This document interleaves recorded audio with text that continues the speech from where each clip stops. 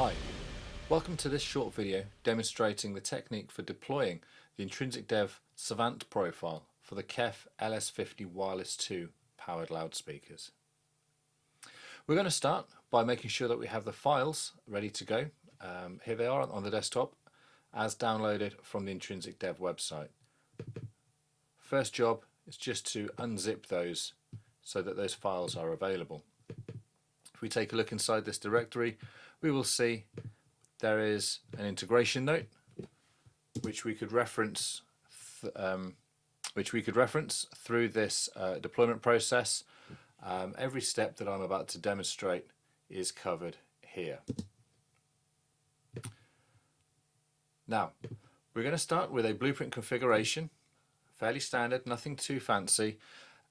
We have a host, a network switch, and a Savant music streamer, an SMS 2001, all ready to go.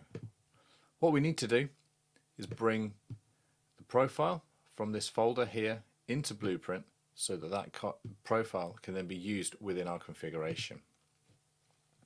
To do that, we're going to use RacePoint Blueprint's Preferences menu in the top left corner, and then the Libraries tab. On this fresh, clean install, I don't yet have a custom library. So let's review that process. We use the plus button down here in the bottom left corner. We can select a directory, and in this case I've got a Savant directory in my user's root. I'm going to add a new folder and call it Custom Profiles. Click Create, select that directory, and now we can see that users Intrinsic Dev Savant Custom Profiles is an available library for me to import profiles to. Having created a profile library, we can now select the library and use the import button to then select the file downloaded from the website. So there we are on the desktop, Wireless 2, and it's this .xml file that we're looking for here. You'll see there's also an icon file which gives us this nice image that will be seen inside Blueprint, and we also have an HTML and a directory of additional files which serve for documentation. So we click Import. We wait a second while Blueprint processes the new profile, and it's now ready. If we head to our library, I can do a search for manufacturer KEF and Wireless 2. These are the new LS50 Wireless 2 loudspeakers that we're importing. And I'm going to bring those into my config just the same as I would any other component. We're going to put that into the lounge so we now have a nice pair of lounge speakers. From here on in, it's pretty standard Savant programming. I need a network connection for control. That's why we have the network switch here. I can make that connection like so. Enter the IP address when prompted. And now we can make the media connections.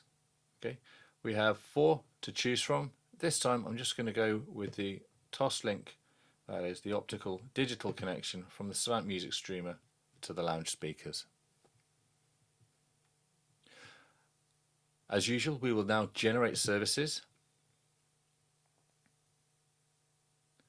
and inspect the service preferences table to make sure that the service we expect to see are there.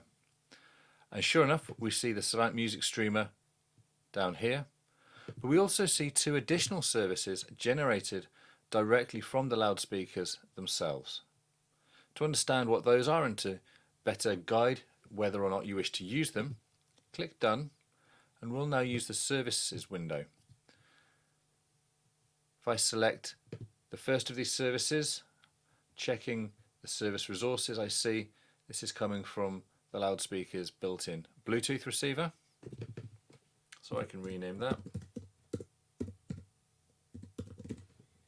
like so. The second is from the built-in Wi-Fi. so I can rename that if I wish to use them, or indeed I can turn off or disable those services if I choose not to use them. Okay, we have the Savant Music Streamer service here has been generated, and we can see that our lounge speakers are being used for volume control, amplification, and as the stereo speaker sync. Very easy, very straightforward. The KEF LS50 Wireless 2 loudspeakers have a nice feature where it's possible to limit the maximum volume. If you do that within the loudspeakers, you will also want to make sure that your Savant programming matches so that the full range of the volume slider can be used. Having deployed this configuration, it's possible to use System Monitor to check for a state informing us of that maximum volume setting. And we can see here that our loudspeakers maximum volume state holds the figure of 60. That's the maximum volume that those loudspeakers will run to. To make sure that I can use the full volume range, we'll use the inspector for the loudspeakers. We will come down to state variables.